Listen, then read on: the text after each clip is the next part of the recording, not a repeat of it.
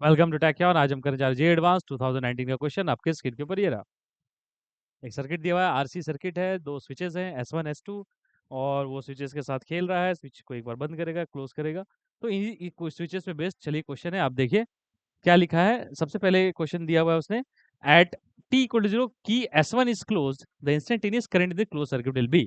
S1 अगर हम लोग क्लोज करेंगे, S2 ओपन रहेगा, तो कैसा सर्किट दिखेगा। मैंने थोड़ा यहाँ डायग्राम बनाया, देखो S2 ओपन है तो ये बीच वाला ड्रॉ करने की जरूरत ही नहीं है, क्योंकि वो पार्ट ऑफ द सर्किट नहीं होगा।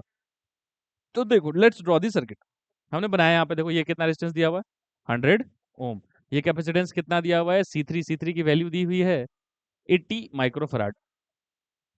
ठीक, उस तरह से ये रेजिस्टेंस दिया हुआ है 30 ओम। ये कितना दिया हुआ है 5 वोल्ट। ये कितना हुआ है C4 की वैल्यू दी हुई है 80 माइक्रोफराड। और ये कैपेसिटर कितना दिया हुआ है C1 की वैल्यू दी हुई है 10 माइक्रोफराड और रेजिस्टेंस की वैल्यू कितनी है 70 ओम। और ये सर्किट जुड़ गया S1। यहाँ पे था वो स्विच S1, ये S1 कनेक्ट हो चुका है, यहाँ पे स्विच S1 कनेक्ट हो चुका है। अब इसमें पूछ रहा है इंस्टेंटेनियस करंट क्या होता है। तो आपको पता होगा टाइम जीरो पे, time instantaneous current in the circuit, time zero पे जैसे ही कनेक्ट होती है तो कैपेसिटर एक ओपन वायर की तरह बिहेव करता है ना। टाइम जीरो पे capacitors behave like open wires.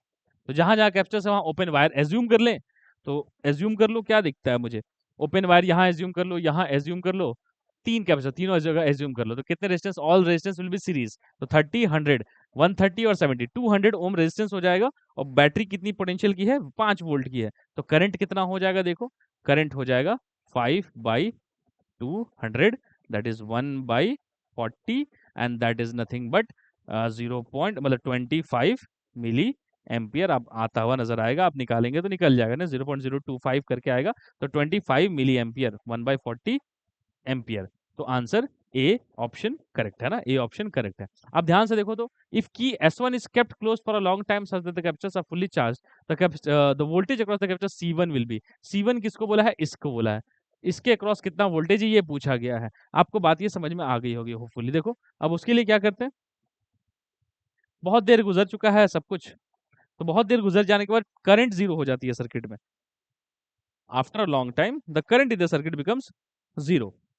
तो देखो आफ्टर अ लॉन्ग टाइम क्या होगा, current in the circuit will become zero.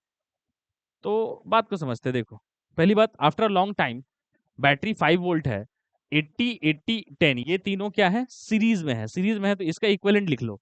तो वन इक्विवेलेंट कितना हो जाएगा, देखो 1/80 सीरीज विथ 1/80 सीरीज विथ 1/10। तो क्या दिखता है 80 1 + 1 + 8, ये हो जाएगा 1/C इक्विवेलेंट। तो कितना होगा 10/80 मतलब 8। तो C इक्विवेलेंट कितना हो गया 8 माइक्रो फराड। मतलब इसका इसका और इसका इक्विवेलेंट कितना है 8 माइक्रोफराड है। ठीक है, तो 8 माइक्रोफराड और रेजिस्टेंस कितना है 200 ओम। और बैटरी कितनी लगी हुई है 5 वोल्ट की। और करंट सर्किट में जीरो है after long time, current zero है मतलब ये 0 वोल्ट, ये 5, ये 5, यहाँ भी जीरो। तो चार्ज कितना हो गया +40 माइक्रो कूलम। एक एक कैपेसिटर में कितना हो जाएगा 8 5 जा 5 वोल्ट का पोटेंशियल होगा।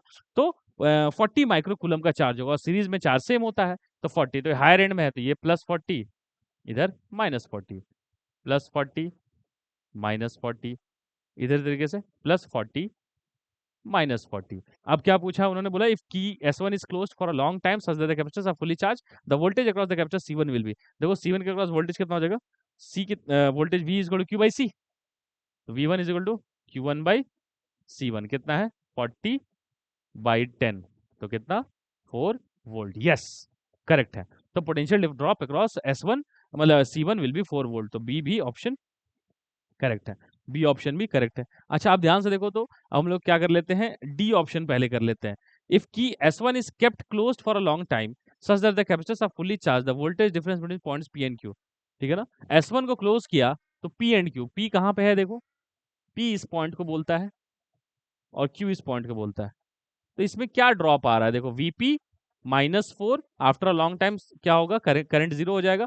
तो यहाँ Vp -4 is equal to VQ है, तो Vp - VQ 4 है। तो ऑप्शन डी गलत है, ऑप्शन डी इज रॉन्ग है ना। If key S1 is kept closed खाली की S1 अगर क्लोज रहेगा for a very long interval of time, तो Vp माइनस Vq आपको कितना दिखेगा? 4 वोल्ट दिखेगा। देखो यहाँ दिख रहा है, वो 10 वोल्ट नहीं दिखेगा, तो डी ऑप्शन इज इनकरेक्ट। बचा सी ऑप्शन। सी ऑप्शन में S2 को भी इंक्लूड किया है। S1 को बहुत देर तक मैंने क्या कर लिया, बंद किया हुआ है। अब क्या करते हैं, S2 इज क्लोज्ड। जैसे ही S2 क्लोज करते हैं तो इंस्टेंटेनियस करंट पूछा है। अब ध्यान से देखो, यहाँ पे कुछ काम करते हैं। S2 को क्लोज किया और इंस्टेंटेनियस करंट पूछा है। Let's try to find it out. S2 को क्लोज करते ही अब S2 को भी इन अंदर रोल प्ले किया गया है। तो स्विच S2 को क्लोज करते हैं यहाँ पे। यहाँ पे जैसे ही क्लोज करेंगे तो आपको दिखेगा क्या है ऊपर से, एक कैपेसिटर है, एक 30 ओम है, एक 10 वोल्ट।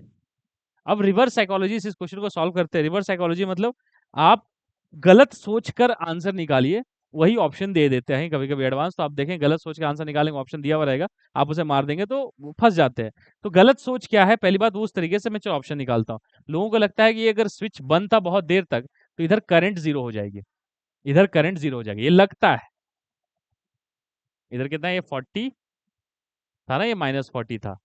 तो क्या था, जैसे ही इसको हम लोग स्विच को बंद करेंगे तो इधर करंट जीरो था, बट अब जैसे ही बंद करेंगे इधर करंट जीरो नहीं रहेगा। लोगों को लगता है एक जीरो है, तो अगर जीरो मान लेते हैं तो देखो कितना आंसर आता है। Let us assume that this current in this side is zero. Assume कर रहा हूं मैं, गड़बड़ाना मत। Assume current is zero, which is in correct assumption. When you take this incorrect assumption, then the answer coming from this incorrect assumption will be also incorrect. So why I am taking this incorrect assumption? Because the students will think in this way. तो जैसे ही current zero हो जाएगा तो इसके cross potential difference देखो कि यहाँ पे, यहाँ अगर मैं जीरो बोल दूं तो ये ऑटोमेटिक जीरो हो जाएगा। यहाँ पे कितना हो जाएगा, +4 वोल्ट। तो यहाँ पे कितना आ जाएगा, 4 वोल्ट। ये जीरो है तो ये कितना हो जाएगा, +10 वोल्ट।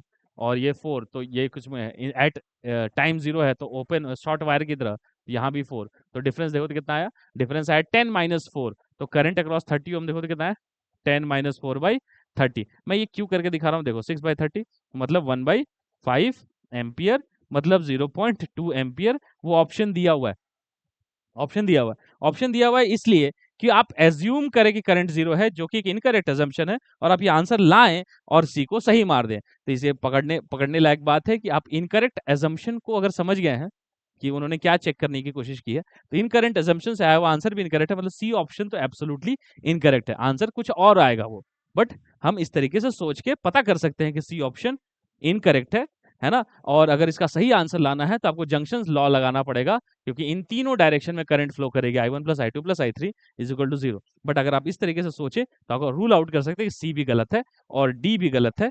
तो आंसर क्या है, ए और बी सही है। ठीक है, आई होप आपको बात समझ में आई होगी। मिलते हैं नेक्स्ट क्वेश्चन में, till then take care and bye.